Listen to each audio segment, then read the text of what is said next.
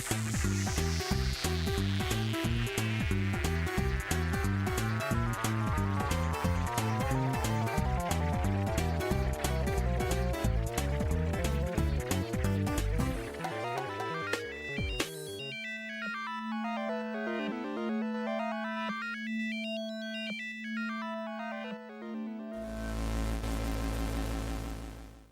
aí galera, beleza? Vamos começar agora a nossa meia hora sagrada, a nossa meia hora de publicidade aqui na TV Unifra. Bora lá então! No programa de hoje, vocês vão poder conferir a entrevista que rolou aqui no estúdio do Ou Não com o Christian Ludwig, ele que tem uma vasta experiência no mercado audiovisual. E vai rolar também o quadro Referência, que vai passar um vídeo do tênis Headley, super massa. No quadro Momento Publicitário, a professora Paty Yuva vai comentar com exclusividade para o Ou Não sobre o seriado Mad Men. Para fechar com chave de ouro, vamos contar com a parceria do site Avesso, com os bastidores do VT da Itaipava. Galerinha, fica aí que o Ou Não tá recheadíssimo de coisa boa hoje. Vamos para um breve intervalinho e voltamos já já.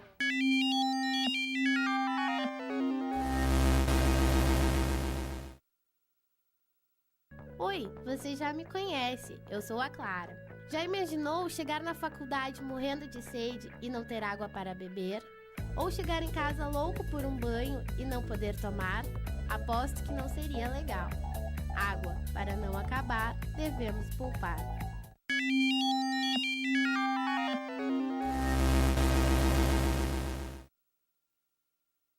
E quem passou aqui pelo estúdio do Ou Não foi Christian Ludwig. O cara é aqui de Santa Maria, tem uma grande experiência no mercado audiovisual e de quebra ainda dá aula na SPM. Tá bom, né? Mas então curte o bate-papo com essa fera. Tudo Olá, bom? Tudo bom? Christian, conta um pouquinho pra gente sobre a tua formação. O que tu é formado?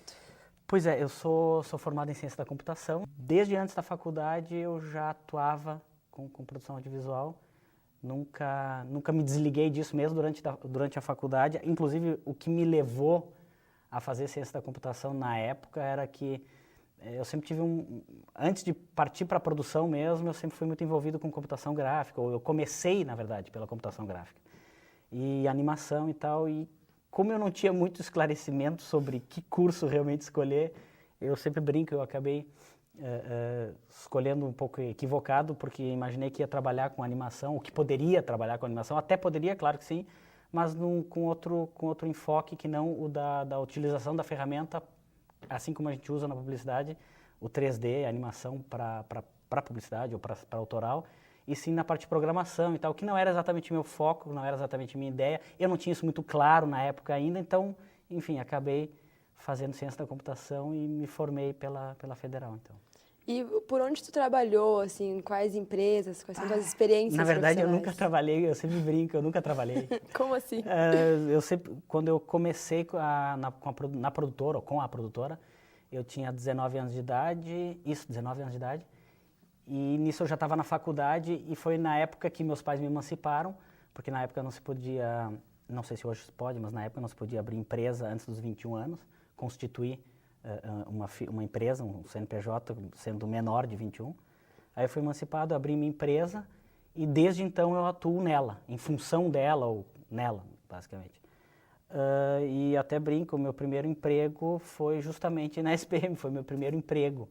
Eu fiz a carteira de trabalho com 30 e muitos anos de idade, então até um pouco engraçado, mas é que em função de sempre ter trabalhado na produtora, eu nunca tive um emprego formal, assim.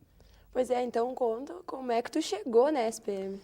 Pois na verdade é um histórico justamente em função da própria produtora, de anos de trabalho envolvido sempre com produção audiovisual. Muitas pessoas passaram pela produtora e ainda passam, algumas ficam, algumas vão, mas enfim, é uma rotatividade grande de pessoal.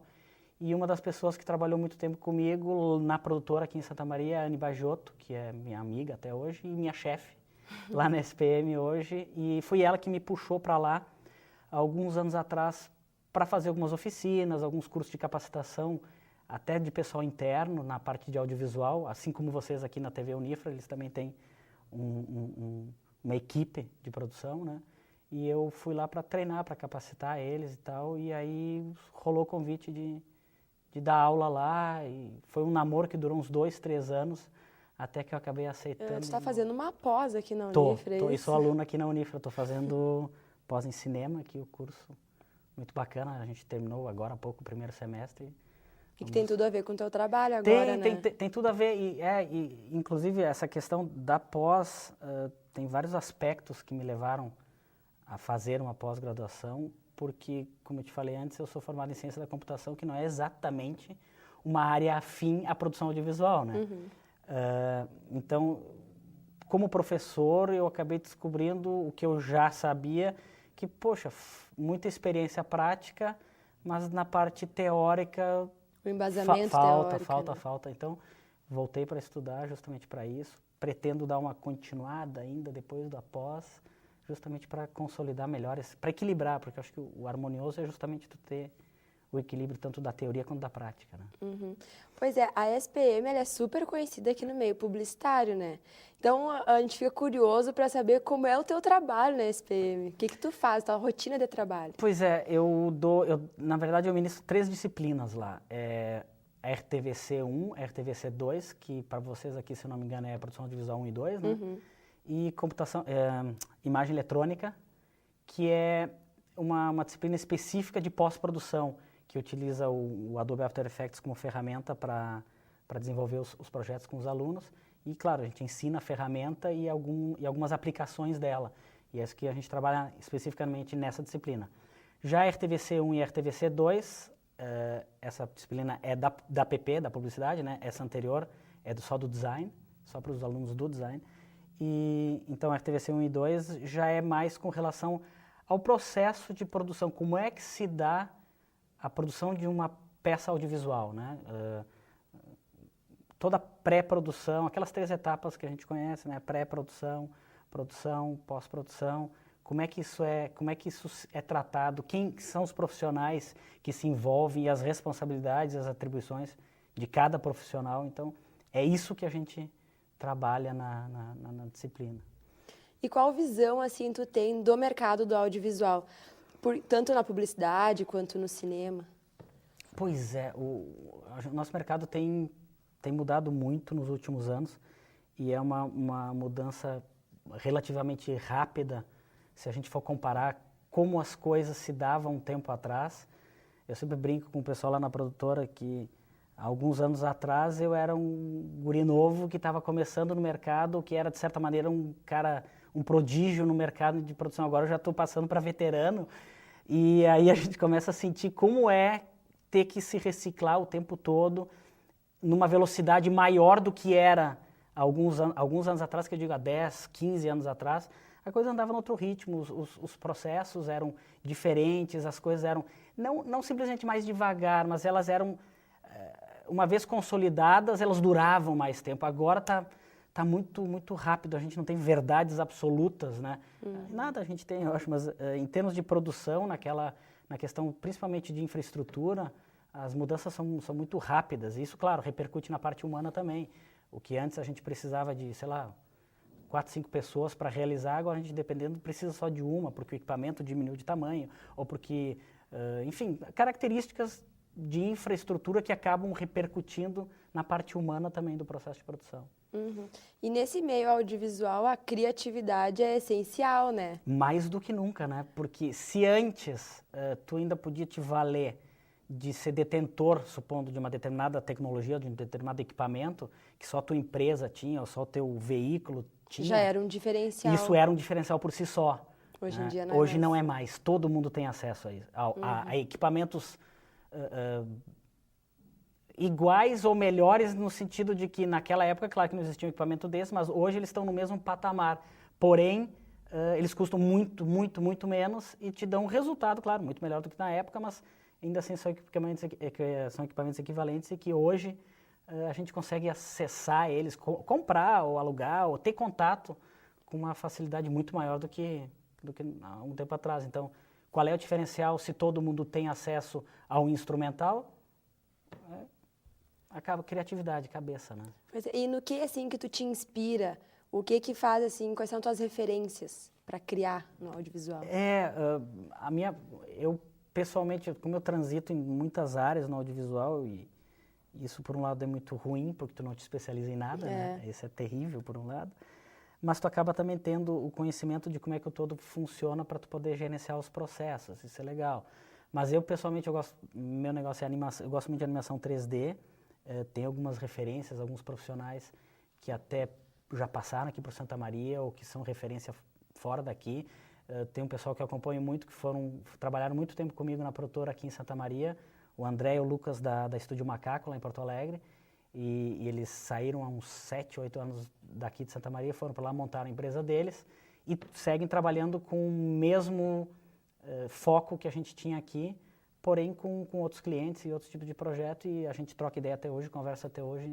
Então é um pessoal que eu tenho muito como referência, em função da proximidade que a gente já teve e ainda tem, mas também por pensar muito parecido e gostar das mesmas coisas, né? Uhum. E, Christian, assim, para quem está nesse meio da publicidade, do cinema, do audiovisual, qual dica tu pode deixar para essas pessoas? Porque tu começou bem cedo, né? Qual dica tu pode dar para essas pessoas chegarem rápido? É difícil. Hoje a gente tem uma facilidade muito grande, uma coisa que a gente não tinha há um tempo atrás, era essa questão do acesso às informações, sejam elas técnicas de equipamento e tal, ou de referências. Na hora que tu quer criar alguma coisa, tu quer produzir algo, referência é muito bom, é ótimo, né? Então, esse dinamismo e essa facilidade de acesso que a gente tem via YouTube, via redes sociais, via esse meio digital todo que nos está posto, é muito fácil a gente pesquisar e muito fácil a gente se perder também, no sentido de se apaixonar por muitas áreas ou várias áreas dentro do audiovisual e não conseguir desenvolver o trabalho específico numa delas e acabar, sei lá, se perdendo um pouquinho. Então, acho que isso é uma coisa que eu percebo nos meus alunos na SPM também, que eles são muito apaixonados ou muito encantados com tudo que envolve e tem uma certa dificuldade de abrir mão de algumas coisas para poder se focar em algo específico. Então, eu acho que essa é legal, é muito bom que a gente tenha esse acesso a tudo isso, mas acho que chega uma hora que a gente tem que começar a focar. Eu sei que, na academia, enquanto está estudando, é justamente a hora de experimentar tudo e de ver como é que funciona todas as áreas da produção para a gente realmente saber o que vai optar, mas ter isso claro, de que uma hora dessas tu vai ter que te inserir no mercado de trabalho e tu vai ter que ter um nome lá, um profissional de uma determinada área. Eu sou diretor de arte, eu sou produtor de elenco. Alguma hora vai ter que ser especialista em alguma coisa. Vai ter que ser especialista, vai ter que ser especialista e vai ter que se aprofundar, vai ter que estudar de novo para levar isso adiante. Então, eu acho que a grande dica, se é que se pode dizer isso, é o pessoal tentar planejar que vai ter que, uma hora dessas, objetivar, né? Ok, então, Christian, muito obrigada pela tua entrevista. Capaz. Sucesso nessa nova fase da tua vida. Valeu, obrigado.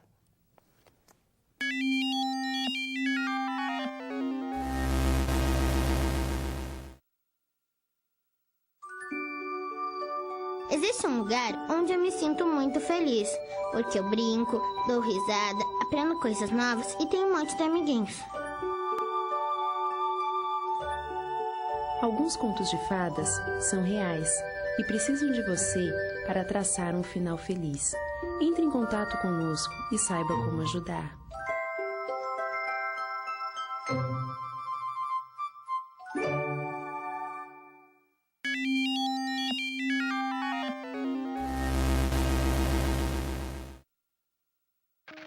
O quadro referência de hoje traz o vídeo do tênis Headley. Os caras tiveram uma grande sacada e o vídeo ficou sensacional. Conseguiram mostrar emoção, criatividade e inovação da marca, tudo num vídeo só. Muito bom. Olha só.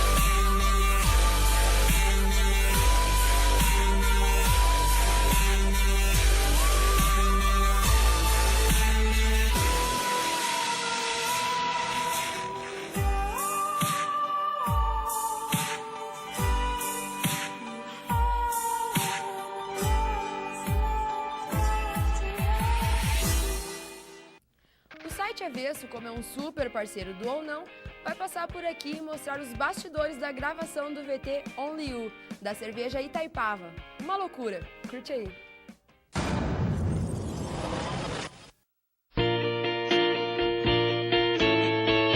A gente está aqui no bar da Cervejaria da Moca, em São Paulo, na terceira diária do projeto Only You, bar da Itaipava. Only you.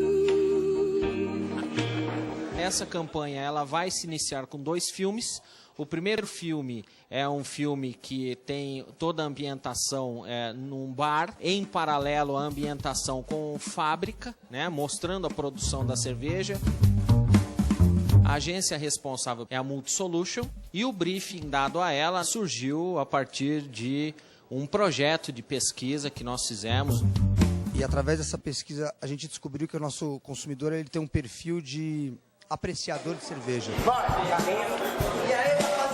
E em cima disso a agência começou a trabalhar na proposta dos novos filmes dessa campanha. A gente quis fazer um filme onde a gente pudesse ter um tom emocional. Para isso a gente acabou escolhendo uma trilha super famosa, que é a Only You, que é inclusive o nome do filme. Only you. Tem uma brincadeira de dividir a tela e mais ou menos o que acontece de um lado com o nosso consumidor, no outro lado está acontecendo com a cerveja. É um filme narrativo, mas ao mesmo tempo ele é quase um videoclipe, né? Usamos locações de casa para posicionar o nosso consumidor, para ele se identificar com o filme. A gente otimizou essa casa para fazer várias cenas. As cenas internas do quarto e do closet e do chuveiro do cara. Depois, na própria casa, a gente montou um cenário de escritório. A gente tem locações na fábrica. A gente mostra no filme todo o processo de produção, então as filmagens dentro da fábrica são muito interessantes. Um caminho novo, né, que está sendo explorado, porque toda a categoria de cerveja normalmente não costuma mostrar a questão de produção, de fábrica. A gente vai fazer um time-lapse da fábrica nascendo o dia, a luz entrando. O filme tem que ter essa analogia. Do cara acordando e da fábrica acendendo, do cara tomando banho, a cerveja sendo lavada. O grande diferencial desse filme é que pela primeira vez a gente coloca emoção para contar uma história racional. Only you. Com certeza o hit que vai estar na cabeça aí de todos os consumidores de cerveja vai ser a tão conhecida Only You.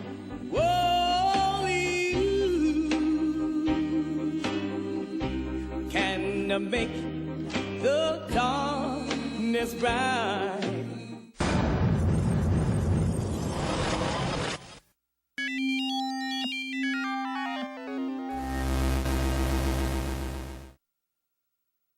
Lixo fora do lugar prejudica o equilíbrio ambiental. Faça sua parte, coloque o lixo no seu devido lugar. Você sabia que o lixo é um dos maiores responsáveis pelos alagamentos do país? Faça sua parte, coloque o lixo no seu devido lugar.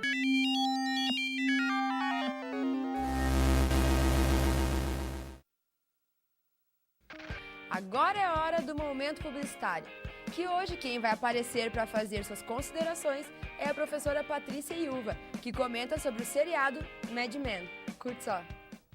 Bom, então, falando um pouquinho, né, sobre o seriado Mad Men, que é uma série que foi lançada no ano de 2007, né, ela já tem aí percorrido 4, 5 anos, vai para sua 5ª temporada.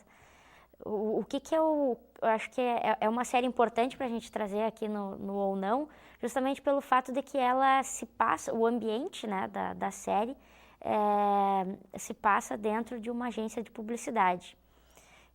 Sendo o período, a época que é retratada na década de 60, então é o que a gente diz assim, é um período muito marcante assim, na história da publicidade e na história dos Estados Unidos, né, situando que a publicidade se passa na a agência de publicidade norte-americana.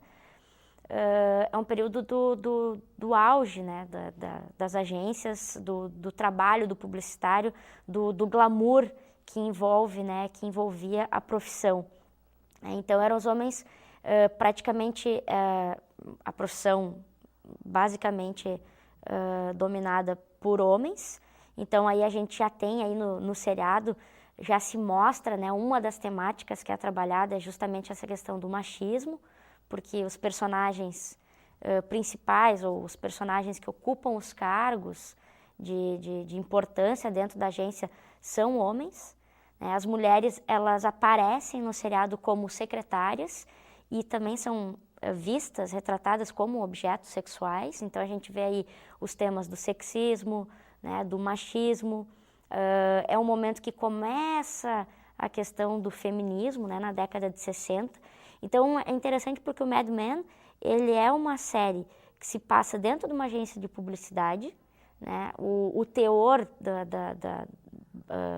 central, o fio narrativo condutor central do seriado é a publicidade e a construção, a criação das campanhas publicitárias, mas dentro disso existem vários subtemas, né, que são abordados.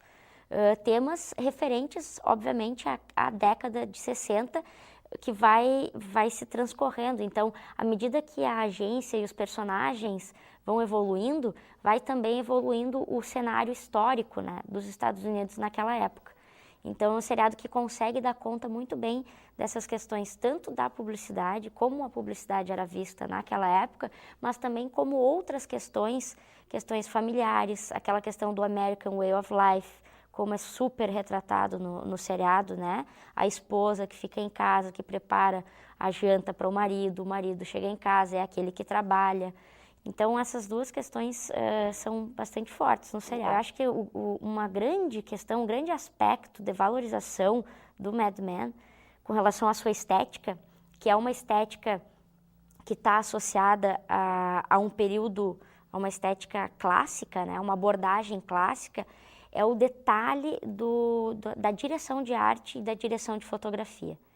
Então, a direção de fotografia e a direção de arte, elas trabalham nos mínimos detalhes e eles tendem a ser muito mais influenciados por uma estética cinematográfica do que uma estética televisiva.